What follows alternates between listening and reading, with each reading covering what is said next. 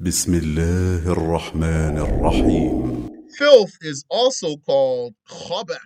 Linguistically, najas, filth, means mustaqdar. Yani, in the language, the word najas means repulsive, disgusting, revolting. That's the meaning of the word, the linguistic meaning of the word najas. That's not the religious definition of najas, though. Mere repulsiveness is not the reason for something to be filthy. Like ejaculated fluid of men and women. That's repulsive. Even with the color of blood, that's repulsive, but it's not najis. Because of the saying of Allah Ta'ala, وَلَقَدْ كَرَّمْنَا بَنِي آدَمَ, we swear we have privileged the children of Adam. Allah gave great privilege to the children of Adam, to the human beings. Like he gave them the best of forms, and he installed in them intellect, and he enabled them to eat with their hands by bringing their food to their faces with their hands. And he gave them sidewalks and buildings, and like that. And among the privilege or included in being privileged, included in being privileged is not being created from something filthy. In other words, this ayah is evidence that human seminal fluid is not filthy. According to Ash-Shafi'i. This is an evidence according to Imam Ash-Shafi'i. And the human is neither filthy in life nor death. He won't be najis when he dies. Muslim or not. Ash-Shafi'i also relied on the hadith of Muslim from Aisha that she used to scratch the semen from the Prophet's clothes. Then he would wear it and pray in it. Sallallahu alayhi wasallam. Had it been filth, here's where the evidence in the hadith is. Had it been filth, it would not have been sufficient to merely scratch it. It would have been obligatory to wash it. It is recommended to clean one's clothing from seminal fluid before praying in those clothes. I'm using the word seminal fluid, but it means for men and women. Now, what about the seminal fluid of an animal? Is it also tahir or is it najas? Purity, not being filthy, is also the judgment for such fluid from a pure animal. Pure animal. What's a pure animal? Yani pure here means not filthy. That should be clear, inshallah. But maybe there's new people. So this is the book of purification we're going over. We're almost done. So when we say pure here, it means not just filthy. So purity is the judgment for such fluid from a pure animal. That means an animal that's not filthy. Which animals are not filthy? We're talking about while they're alive. Which animals are not filthy? All of them except the dog and the pig and any hybrid from either. All of the animals, while they're alive, are pure, not filthy, except the dog, the pig, and a hybrid from either of them. So the dog and the pig, those are living filth. So we're talking now about the judgment of the seminal fluid of an animal. Is it pure or it's filthy? So if it's a pure animal, so that's all the animals except the dog and the pig and any hybrid from them, then according to what is weighty, that fluid is pure because that's the origin of that pure animal. That fluid is the origin of that pure animal. So then that fluid should be pure. There is an opinion, a saying, that such fluid is filthy from an inedible animal. If it's an animal that you can't eat, according to a saying, the seminal fluid of an animal that you cannot eat is najis.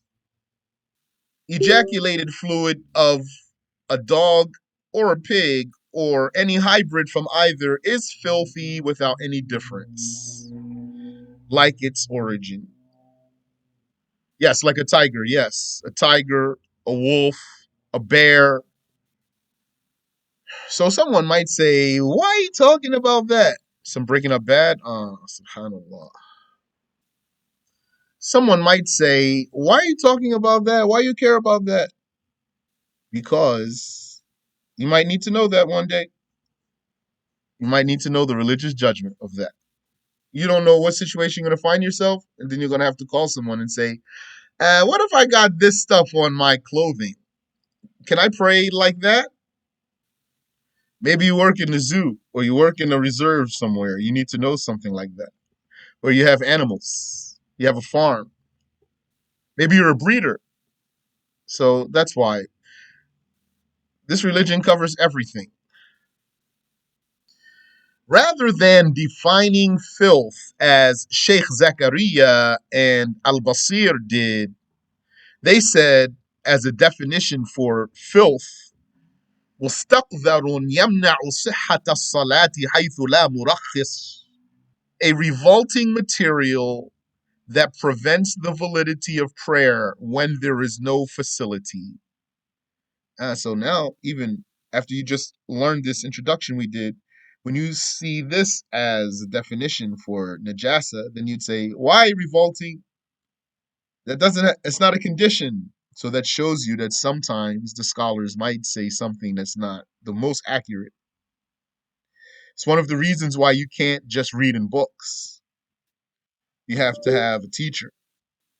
So instead of defining it this way, Al-Ramli, Al-Ghazi, and Al-Hisni defined it in a way that does not limit it to being repulsive.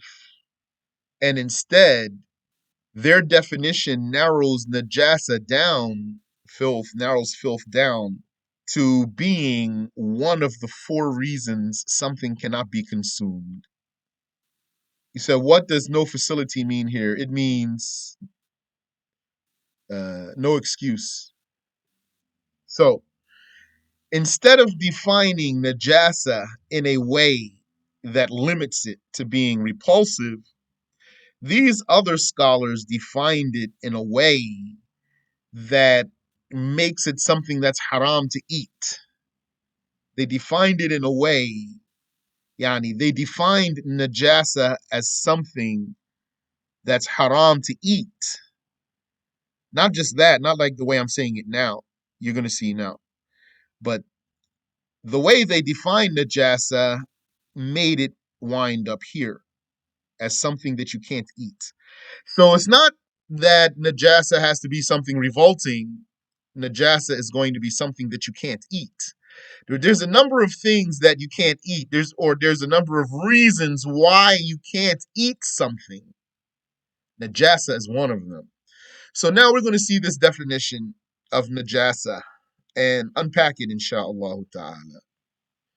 They said, كل عين حرم تناولها على الإطلاق حالة الاختيار مع سهولة التمييز لا لحرمتها ولا لاستقذارها ولا لضررها في بدن أو عقل.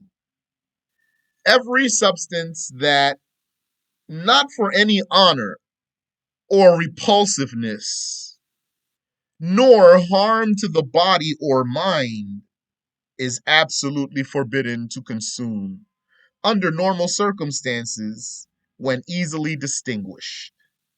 So that's the complete definition there. In other lessons of ours, you've seen definitions like this. Don't you remember the definition of a miracle?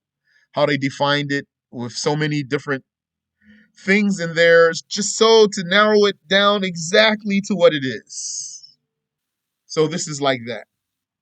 Every substance that, not for any honor, like being a dead Muslim, the Muslim has an honor, nor repulsiveness, like seminal fluid or rotten food or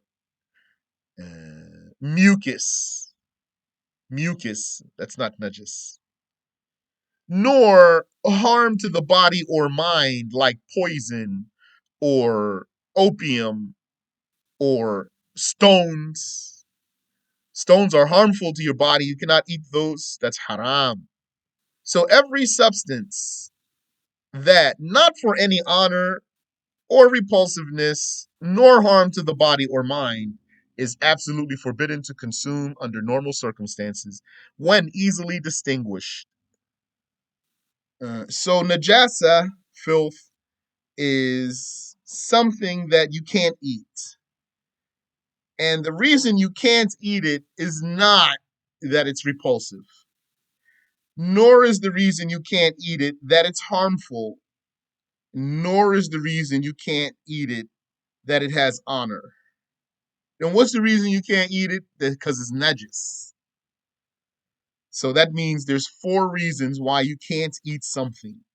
By process of elimination, you will know that one is najis or not najis. So every substance that, not for any honor or repulsiveness, nor harm to the body or mind, is absolutely forbidden to consume under normal circumstances when easily distinguished. You said so najis isn't considered repulsive, doesn't have to be repulsive. Could be, doesn't have to be though.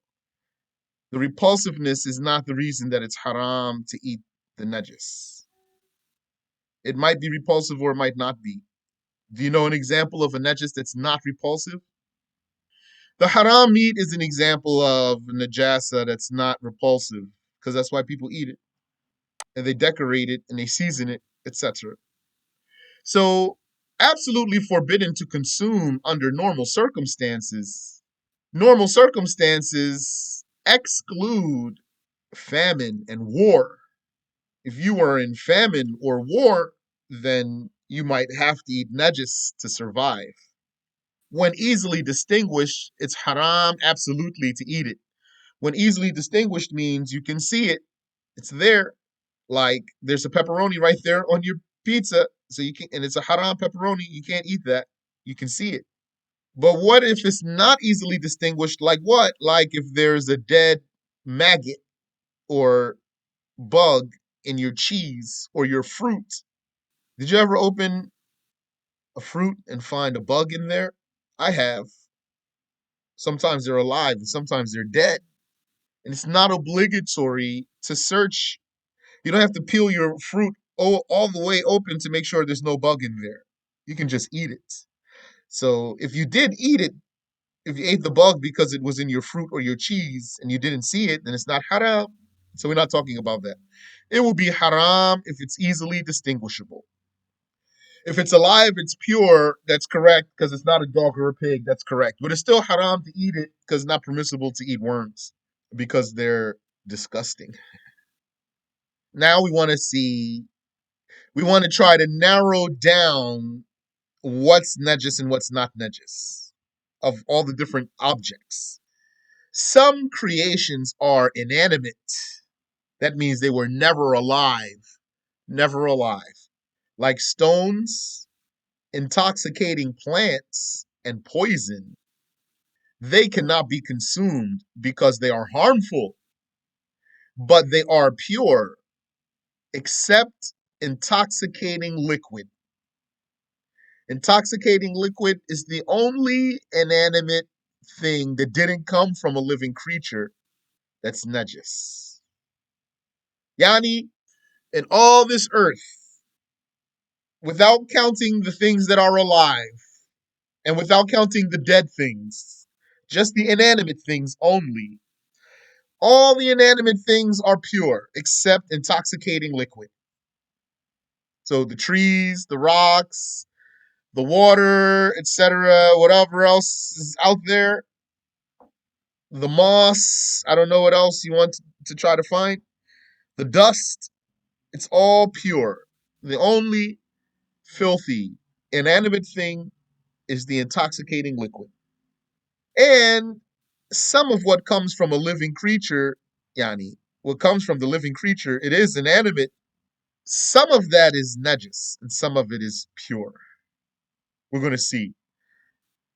That which comes from a living creature, some of it is najis and some of it is pure. How can we tell? We'll see, inshallah. Now, other creations are living creatures that die. Humans are pure for the stated evidence. We already talked about that. Animals, are animals pure? We said the animals are pure except the dog and the pig and any hybrid from them. So the animals are pure except what we excluded. Why? What's the proof for that?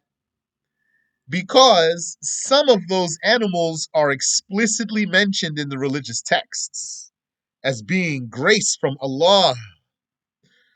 The an'am that's mentioned in the Quran, the camels, cattle, sheep, and goat. And Allah told us we ride them and we eat them and we get other benefits from them. So the animals are pure. What's the proof that the animals are pure, except what we excluded? Because some of the animals are mentioned explicitly in the religious texts as being grace from Allah, a favor from Allah, an endowment from Allah. He enabled us to own them and use them and work them and ride them and eat them, etc., and make clothing from them. Their permitted benefits would not be achievable had they been filthy.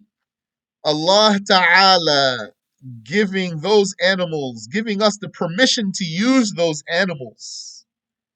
Allah is giving us the permission to use those animals is the evidence that they are not najis. Because had they been najis, we wouldn't have been able to benefit from them.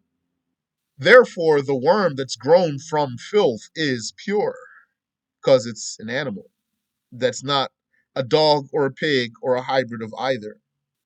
Even if it's a hunting dog, even if it's a guarding dog, that means a beneficial dog, even if it's a shepherd dog, a sheep dog, it's still going to be najas because the Prophet sallallahu alaihi wasallam said, طهور إناء أحدكم إذا ولغ فيه الكلب أن يغسله 7 مرات أولاهن بالتراب.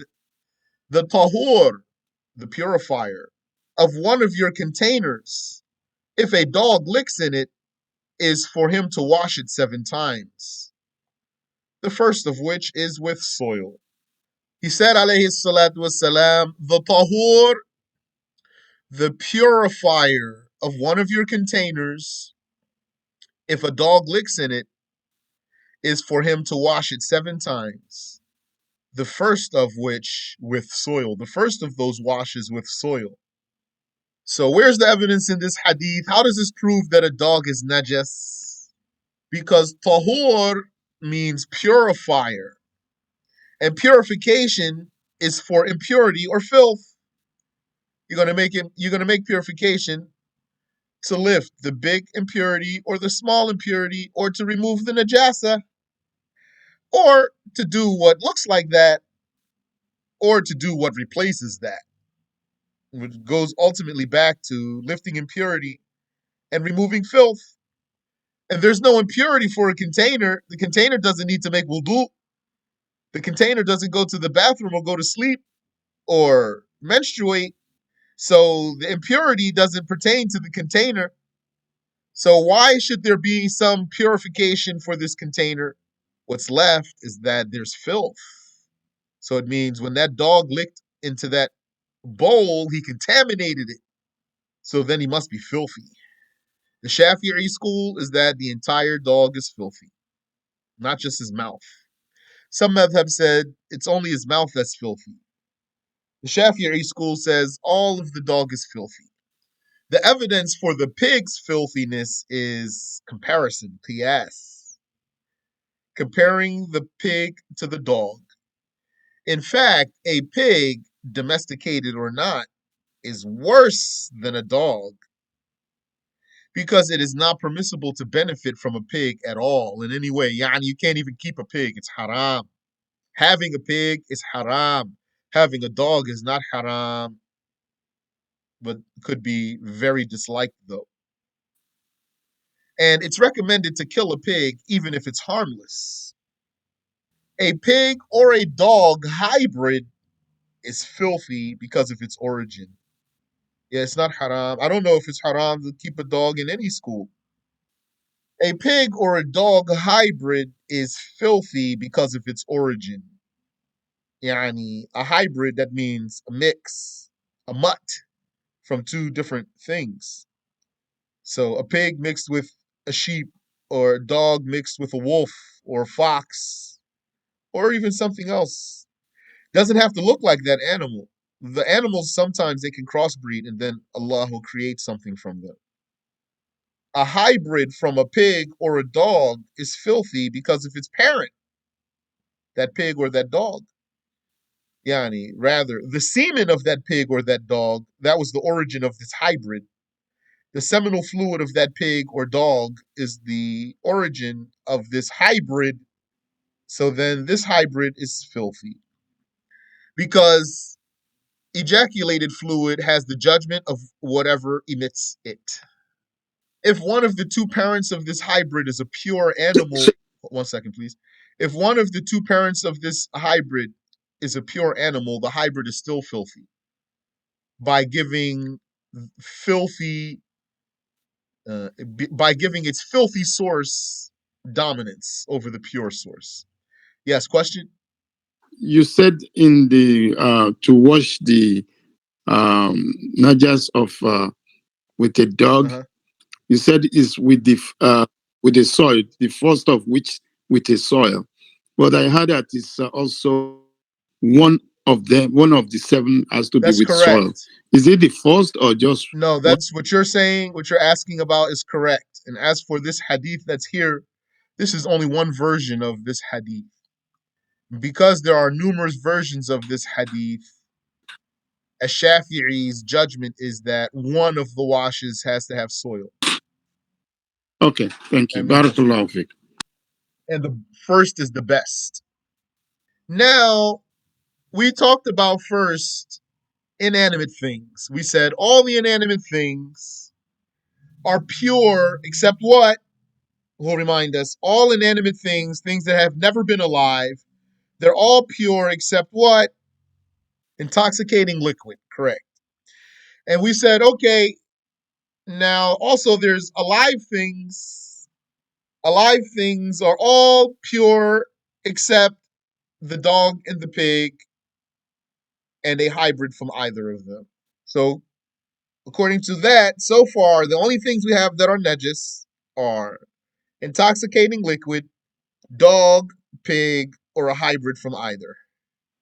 Now we want to talk about what comes out of a living creature. Is it pure or is najas?